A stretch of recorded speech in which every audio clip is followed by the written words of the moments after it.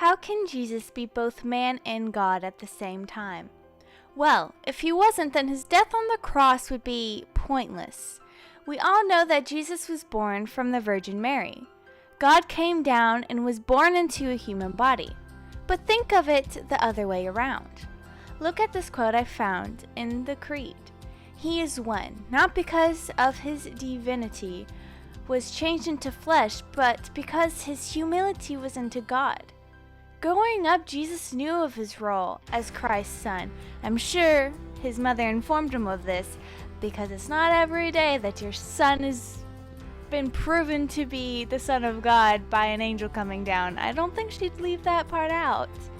So with him knowing this, he had the body of a human and understood the hard labor that came with working as a carpenter with his father. What makes him human is he likely believed in the divine intervention being raised here on earth and around people who also believed and taught the same thing.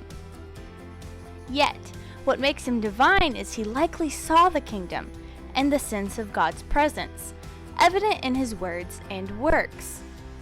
Thus, Jesus was both man and divine at the same time. As a good example and quote says from the Creed, he is perfect God and he is perfect man, with a rational soul and human flesh.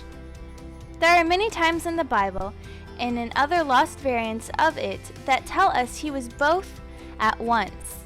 Some great examples are that as a human he experienced extreme weariness and slept during a storm, and then calmed said storm as a divine. As a human, he experienced joy at friends' weddings. As a divine, he also turned that water into wine. But notably, Jesus experienced extreme mourning when Lazarus died. But as a divine, he rose him up again. Why is all of this important, you might ask? Well, for starters, Christ became fully man to fully heal us. Otherwise, he would be unable to die and fill our sins on his death. And for second of all, because he is 100% God, we as believers are safe, never perishing, and have confidence.